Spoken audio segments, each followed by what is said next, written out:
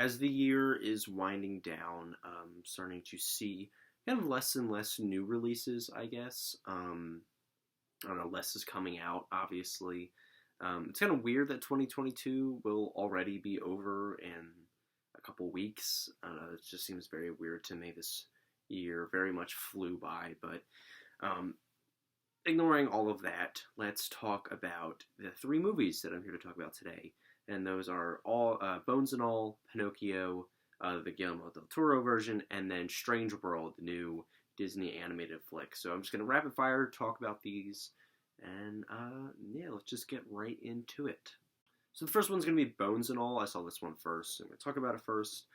I was really looking forward to this thing. I didn't know too much about it before I think I saw a TikTok about this movie explaining the plot and stuff, and it seemed interesting. You guys know my thoughts on Timothée Chalamet and how he is a very not good actor, and while I will say he doesn't ruin this movie, he's definitely the weakest link of this entire thing. Because other than his performance, I really loved Bones and All. I thought it was a really solid addition to A24's filmography. I think they really hit it out of the park with a lot of their movies this year. I don't know what it was about A24 especially this year, but they really kind of stepped up their game with the movies that they were producing and releasing this year.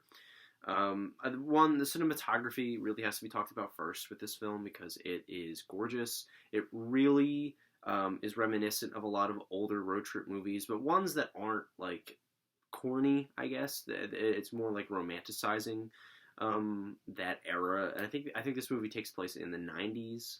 I could be wrong there, but it is really romanticizing a different era and more of youthful things, while also pitting it up against something really gross and something really disturbing. I did like the body horror in this movie a lot. I liked the disturbingness of it, and I like that it holds back more so than you would think. Like there's a lot of scenes in this movie that are very disgusting, especially in the opening sequence. There's something that goes on that is really ugh.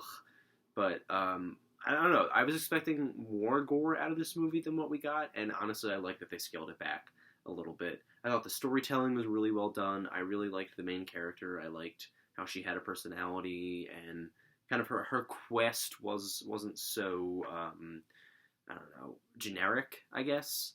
I liked that it took different twists and turns and didn't feel so linear. The script can be messy sometimes. It can kind of just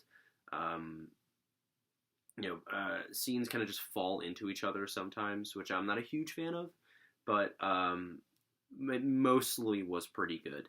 But what really stands out here is the craziness of this entire movie and how unpredictable it is, and a lot of the character work, and the cinematography was absolutely gorgeous. This is just a movie that I could probably watch a couple more times and really let it soak in more, just because of how beautiful a lot of the shots are, and how not maybe even fun, I guess it is, to follow along with the story.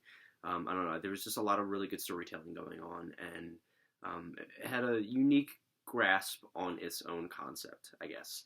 Timothée Chalamet, I hate you. You're the worst, but didn't completely ruin this thing. Really at all. I really loved Bones and All, and I'm going to give it an A-. The next movie we have up is Strange World. I saw this last night. Completely off of a whim. We just decided, let's go to the movies. Me, Cam, and her younger sister, we all went. And I had heard little to nothing about this. Like, not a normal amount of buzz was created about this movie. I saw a trailer for it a while ago. I think actually when I saw Lightyear. But with this movie, a lot of people just didn't talk about it. They just didn't really. I don't know. Everybody completely forgot it existed. The same kind of thing happened with Encanto before it went to Disney Plus last year. Like, I didn't hear anybody talking about that movie after it was released in theaters. And Strange World is seemingly going down an even worse path with that. Apparently, it really bombed at the box office, and just didn't do so well. And with seeing the movie now, I could kind of understand why. I'm kind of tripping over my own words here, just because I don't have a lot to talk about with Strange World. It was okay. It was a lot better than I thought it would be based on some of the reviews that I saw. It was visually really interesting. I like the concept of it. It was fun, but that's kind of it. It doesn't really go anywhere beyond the surface level. Like there are some really visually striking points in this movie. I will give it that. But I don't know. Some of the plot points are really really cookie cutter. The characters are nothing to write home about. It's a very simple story and a very on the nose message about the environment.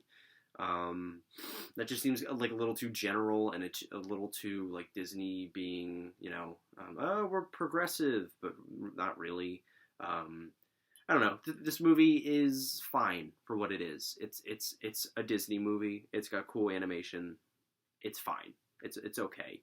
I liked it overall. I didn't think it was a bad experience whatsoever. I had fun with it. I would have really liked it if I was a little kid, I think. But it was just okay. It really was just a movie. So I'm gonna give it a light B minus. And the last movie up is Guillermo del Toro's Pinocchio. This came out a while ago in theaters, I think, and then it just recently came to Netflix on December 9th. So I was really, really excited for this thing just because of how horrible that Disney live action movie was. And, given Del Toro's track record and all that. I didn't love Nightmare Alley that came out last year, but I definitely liked it a lot more than some other people did. I know that most people found it really boring. But I don't know. I don't think I ended up reviewing that. But I would give it a B. I really enjoyed Nightmare Alley for what it was. But I don't know. Something about a stop-motion, creepier Guillermo del Toro-ized version of Pinocchio really, really seemed like a good idea. And it mostly paid off. I really, really liked this movie. One, the animation is gorgeous. It really is so creative and has so many just out of this world ideas. I really want to commend the animation in this movie because it is top tier. The songs in the movie don't necessarily fit with the tone, but they are good. I wish they weren't. I don't know. They're a little messy within the flow of the film, but they weren't bad. I wouldn't say all the performances are really good. I liked the darker twists on some of the story elements. I liked that it was a very anti-fascist and anti-war movie. I thought that was a really great spin on things. I like the setting. I like that, how Geppetto is more of a broken man this time around. You can really see how much losing his first son affected him, and I thought that made the impact of Pinocchio's character a lot, hit harder. And the ending was really emotional, and it hit with the punch, I'll say. But that's kind of it. I was a little disappointing, a little bit, just because I wish they would have gone more with the darker elements, more with some of the story beats. I just feel like this movie was missing a couple of things, and it felt a little too weak in terms of story.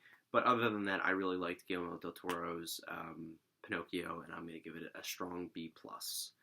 So yeah, those were my quick thoughts on some new releases. I will be seeing Babylon soon. I'm going to see the new Avatar movie, and then the Knives Out sequel, and then White Noise, and I think that'll be it for this year. Yeah, 2022 is almost over, which is insane to think about, but I have a lot of work to do with year-end lists. So yeah, I'll see you guys later.